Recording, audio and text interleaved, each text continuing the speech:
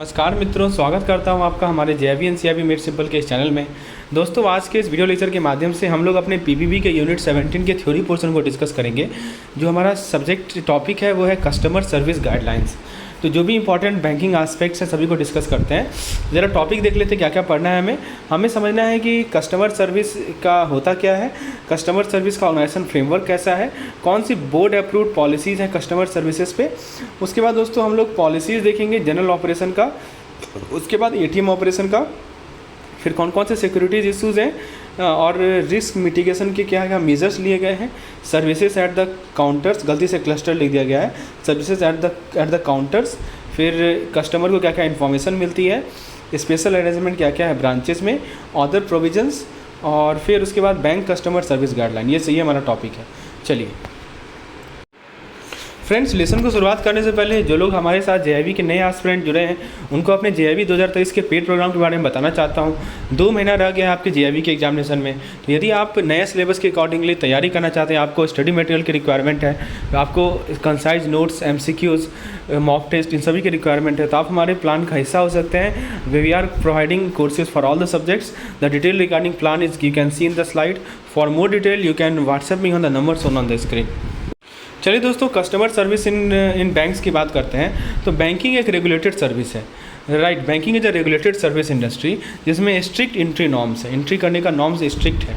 और आरबीआई ने समय समय पे इंस्ट्रक्शन दिया है कि कौन कौन से की एस्पेक्ट हैं कस्टमर सर्विस के रिगार्डिंग एक बैंक में, और आरबीआई ने हमेशा इनिशिएटिव लिया है उस एस्पेक्ट को इम्प्रूव करने का। तो आरबीआई ने एम्फेसाइज़ किया है कि जो भी मैटर कस्टमर सर्विस से रिलेटेड होते हैं उसको बोर्ड ऑफ डायरेक्टर के साथ डिस्कस किया जाना चाहिए। बैंक के जो बोर्ड ऑफ डायरेक्टर होते हैं उनके साथ मैटर डिस्कस किया जाना चाहिए, और बैंक को हर एक कस्टमर सर्विस एस्पेक्ट को रिव्यू करना है और एक डिटेल मेमोरेंडम सबमिट करना है 6 महीना में एक बार। ठीक है, ध्यान दीजिएगा दोस्तों, क्या बताया है कि जो भी कस्टमर से रिलेटेड सर्विसेज हैं उसके जो मैटर्स हैं वो बोर्ड ऑफ डायरेक्टर के द्वारा डिस्कस किया जाएगा। और दोस्तों जो भी कस्टमर सर्विस एस्पेक्ट हैं उसको रिव्यू किया जाएगा और एक detail memorandum board of director को दिया जाएगा। हर एक 6 महीना में एक बार देना ही देना है बोर्ड ऑफ डायरेक्टर को, और तब जाके डिस्कशन होता है। तो जो प्रिस्क्राइब्ड इंस्टीट्यूशनल सेटअप है बैंक के लिए, उसके अंदर बहुत सारे कमिटीज़ होते हैं, जैसे customer service committee of the board, standing committee on customer service, branch level customer service committee. तो ये सभी कमिटीज़ को सेटअप किए गए हैं जो कि कस्टमर सर्विस से रिलेटेड है। एक तो बोर्ड ऑफ डायरेक्टर है जिनको मीटिंग के द्वारा जो लोग मीट करके ये सभी चीज़ों को डिस्कस करते हैं, और इसके रिगार्डिंग जो मेमोरेंडम है वो हर एक 6 महीना में एक बार देना ही देना है। दूसरा है दोस्तों, एक आपका कुछ कमिटीज़ का गठन किया गया है, जैसे CSC, अभी हम लोग बात करेंगे सभी कमिटीज़ के बारे में। Customer service committee of the board, standing committee on customer service, फिर branch level customer service committee. तो बैंक्स के पास एक नोडल डिपार्टमेंट भी होता है, एक ऑफिशियल होता है जो कि कस्टमर सर्विस के लिए रिस्पॉन्सिबल होता है। अब हम लोग सभी चीज़ डिस्कस करेंगे, ये नोडल ऑफिस क्या है, ठीक है, ये हमारे स्टैंडिंग कमिटीज़ क्या है, ये कस्टमर सर्विस कमेटी क्या है, ये ब्रांच लेवल कमेटी क्या है। तो सबसे पहले CSSB की बात करते हैं। What is CSSB? CSSB means customer service committee of the board. तो सबसे पहले CSSB की बात करते हैं। CSSB का फुल फॉर्म है customer service committee of the board. तो CSSB दिया है कस्टमर सर्विस के लिए। तो बैंकों के पास एक कस्टमर सर्विस कमेटी होना चाहिए बोर्ड का, जिसको हम लोग CSSB कहते हैं। CSSB दोस्तों एक्सपर्ट को इन्वाइट करेंगे, कस्टमर रिप्रेजेंटेटिव को इन्वाइट करेंगे, ताकि वो फॉर्मुलेट कर सके पॉलिसीज़ को और उसके कंप्लायंस को एसेस कर सकें। यानी CSSB क्या होता है दोस्तों? Customer service committee of the board होता है। ठीक है, ये एक्सपर्ट इनवाइट करते हैं, ये कस्टमर के रिप्रेजेंटेटिव को इनवाइट करेंगे ताकि पॉलिसीज़ को फॉर्मुलेट कर सकें और उसके कंप्लायंस को एसेस कर सकें। ये जो CSSB होती है यानी customer service committee of board होती है, इनका मेन फोकस होता है कस्टमर सर्विस की क्वालिटी को इम्प्रूव करना। ठीक है, CSSB का मेन काम क्या होता है कि इनके अंदर ये एक्सपर्ट को इनवाइट करेंगे और कस्टमर के रिप्रेजेंटेटिव को इनवाइट करेंगे ताकि एक पॉलिसी बना सके, ठीक है, और उसकी कंप्लायंस को एसेस कर सके कि हाँ जो हमने पॉलिसी बनाया है वो पार्टिकुलरली कंप्लाई हो रहा है कि नहीं हो रहा है। और ये जो CSSB होते हैं दोस्तों, इनका फोकस रहता है कि इम्प्रूवमेंट पे, क्वालिटी से जो कस्टमर सर्विस है उसकी क्वालिटी को इम्प्रूव किया जाए। CSSB और ये जो कमेटी है कस्टमर सर्विस कमेटी, इसका दूसरे पॉलिसीज़ पे भी ध्यान रखती है और या दूसरे प्रोसेसेस पे भी ध्यान रखती है जो कि डिपॉजिटर से रिलेटेड हो। यानी डिपॉजिटर से रिलेटेड जो पॉलिसीज़ है, जो प्रोसेसेस है, उस पर भी CSSB ध्यान रखती है। और CSSB एक प्रोएक्टिव रोल प्ले करती है दोस्तों कंप्लेन को रिजॉल्व करने में और ग्रीवियंस को रिजॉल्व करने में, जो कि बैंकिंग ओम्बड्समैन हैंडल करता है। बैंकिंग ओम्बड्समैन आप लोग जानते होंगे, तो बैंकिंग ओम्बड्समैन जो ग्रीवियंस या कंप्लेन हैंडल करता है उसको रिजॉल्व करने में CSSB एक प्रोएक्टिव रोल प्ले करती है। तो CSSB के बारे में मेन पॉइंट समझ में आया। सबसे पहले ये कि जो हमारे कस्टमर रिप्रेजेंटेटिव हैं और जो हमारे एक्सपर्ट हैं उनसे पॉलिसी फ्रेमवर्क करवाती है, उसके कंप्लायंस को एसेस करवाती है। दूसरा दोस्तों मैंने बताया कि इम्प्रूवमेंट पे फोकस करती है। तीसरा बताया कि कोई और पॉलिसीज़ है, कोई और प्रॉस्पेक्ट है जो कि डिपॉजिटर से रिलेटेड है, उस पर ध्यान देती है। और जो बैंकिंग ओम्बड्समैन का जो ग्रीवियंसेज है, जो कंप्लेन है, उसको रिजॉल्व करने में CSSB बहुत एक्टिव रोल प्ले करती है। दूसरा जो कमेटी है वो है हमारा standing committee on customer service. मैंने आपको 3 कमेटी यहाँ बताए थे, CSSB मैंने डिस्कशन कर लिया। अब बात करते हैं standing committee on customer service.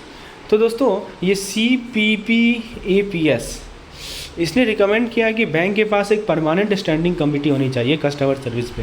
ये जो कमेटी है ये डेडिकेटेड फोकल पॉइंट की तरह सर्व करती है कस्टमर सर्विस के लिए, और इनके पास सफिशिएंट पावर होना चाहिए कि अलग अलग डिपार्टमेंट में क्या काम चल रहा है, क्या फंक्शन हो रहा है, उसे इवैल्यूएट करने का।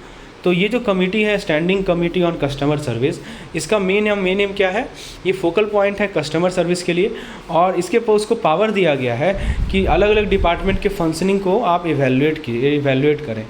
तो जो स्टैंडिंग कमेटी होता है दोस्तों वो बहुत सारे डिपार्टमेंट के क्रॉस कट होता है और ये एक माइक्रो लेवल एग्जीक्यूटिव कमेटी को सर की तरह सर्व करता है, जो हमारे इम्प्लीमेंटेशन प्रोसेस है उसे ड्राइव करता है और रिलेवेंट फीडबैक प्रोवाइड करता है। देखिए क्या क्या हो रहा है। देखिए सबसे पहले डिपार्टमेंट में देखता है कि क्या क्या काम हो रहा है, ठीक है। अलग अलग डिपार्टमेंट में ये माइक्रो लेवल एग्जीक्यूटिव कमेटी की तरह काम करता है। उसके बाद इम्प्लीमेंटेशन प्रोसेस को ड्राइव करता है कि जो पॉलिसी में जो पॉलिसी फ्रेमवर्क में जो पॉलिसी लिए गए हैं उसे इम्प्लीमेंट किया जा रहा है कि नहीं किया जा रहा है, और साथ ही साथ दोस्तों फीडबैक भी प्रोवाइड करता है। चलिए अब जहाँ बात करें CSSB की, ठीक है। CSSB जो मैंने आपको बताया था दोस्तों, CSSB के बारे में मैंने आपको बताया था customer service and banking supervision board.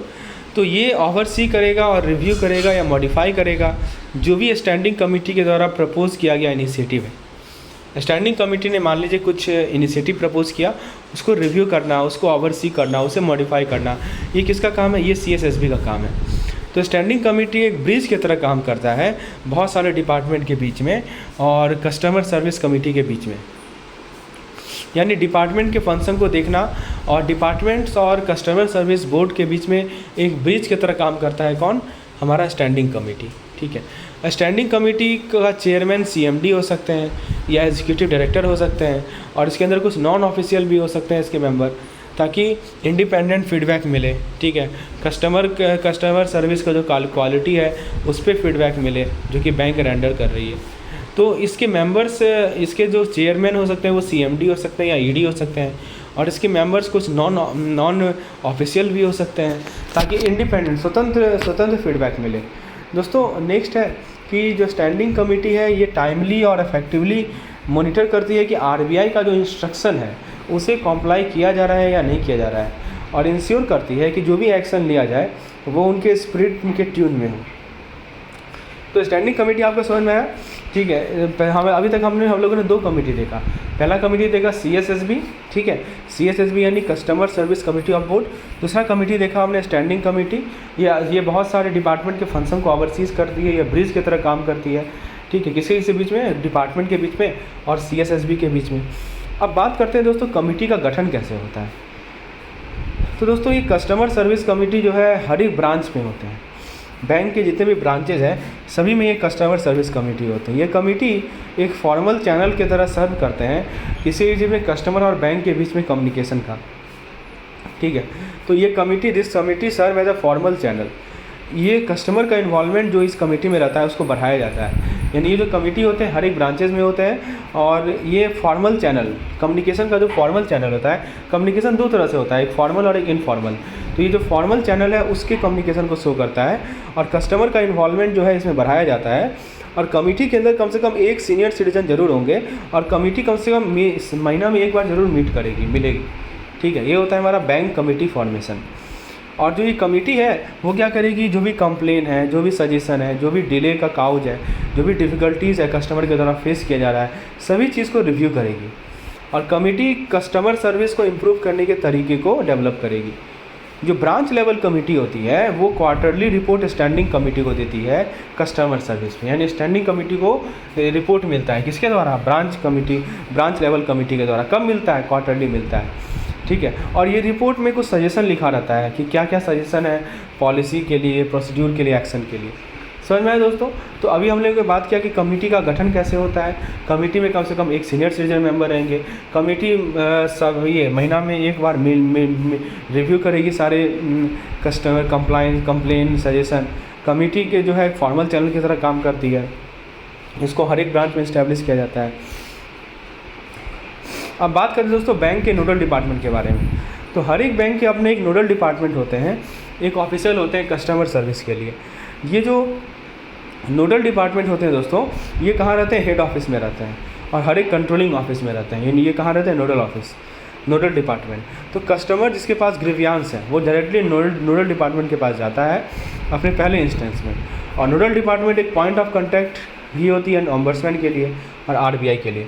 तो ओम्बड्समैन या आरबीआई के लिए जो पॉइंट ऑफ कॉन्टैक्ट होता है वो कौन होता है, नोडल डिपार्टमेंट। ठीक है, चलिए, तो नोडल डिपार्टमेंट समझ में आ गया दोस्तों। नोडल डिपार्टमेंट कहाँ रहता है, तो हेड ऑफिस में रहता है और हर एक कंट्रोलिंग ऑफिस में रहता है।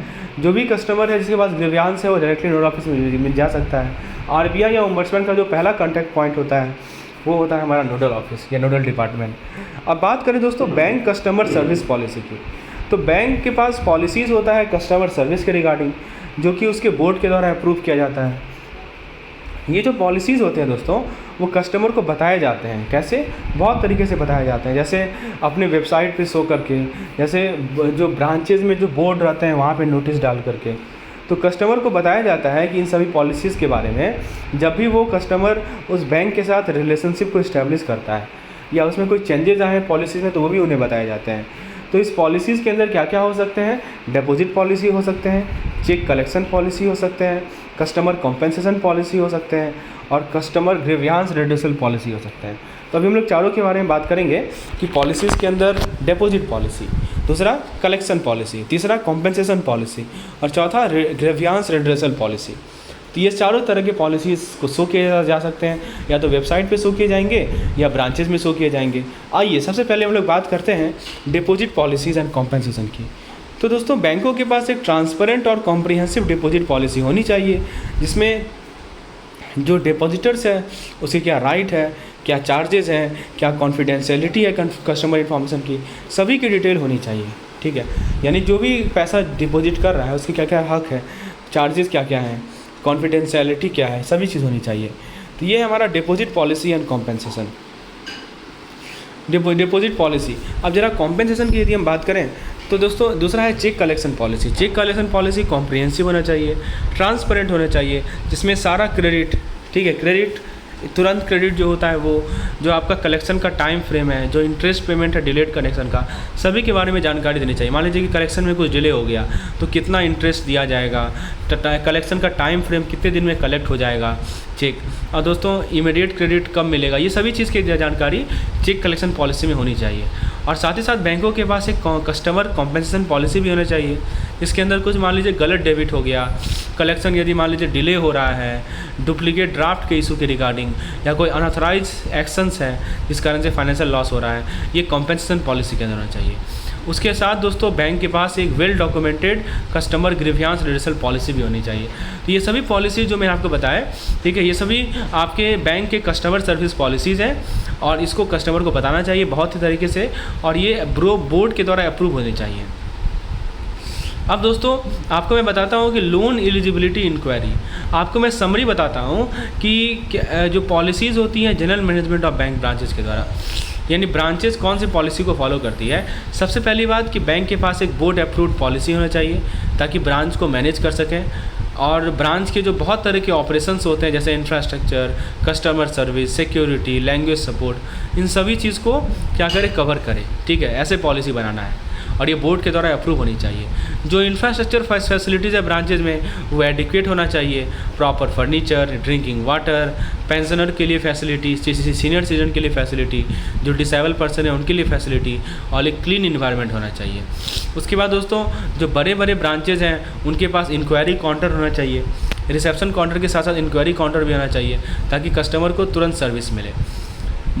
मल्टीलिंगुअल इंडिकेटर बोर्ड्स, ये भी बोर्ड्स लिखा है दोस्तों, होट्स गलती से लिखा गया है, ठीक है। होट्स should be provided at all counter, सारे काउंटर पे बहुत सारे लैंग्वेज में इंडिकेटर होड होना चाहिए ताकि कम्युनिकेशन जो है कस्टमर के साथ, जो लोग अलग अलग लैंग्वेज में बात करते हैं उनसे उनको फैसिलिटेट कर सकें। जो ऑफिसर्स हैं उनको अपॉइंट किया जाना चाहिए ताकि ये इंश्योर कर सकें कि एम्प्लॉय जो है कस्टमर नीड्स को के लिए रिस्पॉन्सिव हो और उनके ट्रांजैक्शन में उन्हें हेल्प करें। Multilingual booklet should be provided to customer, बहुत अलग अलग लैंग्वेज का बुकलेट जो है कस्टमर को प्रोवाइड किया जाना चाहिए ताकि उनको बैंक सर्विस के बारे में, फैसिलिटीज़ के बारे में एजुकेट किया जा सके।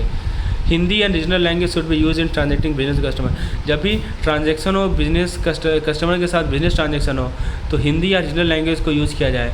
बैंक जो है अपने पॉलिसी को, अपने सिक्योरिटी सिस्टम को रिव्यू करे, उसे इम्प्रूव करे ताकि कस्टमर के सेफ्टी को, उनके एसेट के सेफ्टी को इंश्योर किया जा सके।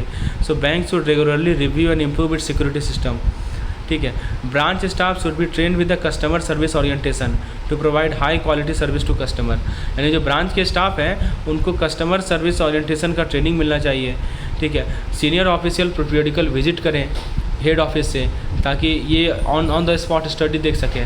और ब्रांच दोस्तों कस्टमर सर्विस ऑडिट कंडक्ट करे, कस्टमर सर्वे करे, कस्टमर रिलेशन प्रोग्राम कंडक्ट करे, पीरियडिकल मीटिंग कंडक्ट करे ताकि अलग अलग सेक्शन ऑफ जो कस्टमर है उनके साथ इंटरेक्ट कर सकें। तो ये सभी पॉलिसीज़ हैं। तो फ्रेंड्स ये था हमारा पहला पार्ट का lecture. Next part paid member को अवेलेबल रहेगा। So if you want such type of video you can get by WhatsApp me on the number सोन। तो आज हमने क्या क्या देखा एक बार क्विकली रिकॉल कर लेते हैं दोस्तों। मैंने आपको बताया कि कस्टमर सर्विस बैंक में कैसी होती है, बोर्ड ऑफ डायरेक्टर का रोल क्या है, ठीक है। CSSB यानी कस्टमर सर्विस कमेटी का क्या रोल है, फिर हमने डिस्कस किया स्टैंडिंग कमेटी का क्या रोल है, फिर दोस्तों मैंने आपको बैंक कमेटी का गठन कैसे होता है ये बताया, वो कब मीट करती है, उनके अंदर कौन कौन से मेंबर्स होंगे, बैंक का नोडल डिपार्टमेंट क्या होता है ये बताया, बैंक कस्टमर सर्विस पॉलिसी कैसी होती है ये बताया, फिर डिपॉजिट पॉलिसी कैसी है, कॉम्पेंसेशन पॉलिसी कैसी है, चेक कलेक्शन पॉलिसी कैसी होगी, कस्टमर कॉम्पेंसेशन पॉलिसी कैसी होगी, कस्टमर ग्रीवियंस रेजोल्यूशन पॉलिसी कैसी होगी। फिर उसको दोस्तों मैंने आपको बताया कि जो जनरल मैनेजमेंट है बैंक ब्रांचेस का उसका पॉलिसी कैसा होना चाहिए। धन्यवाद।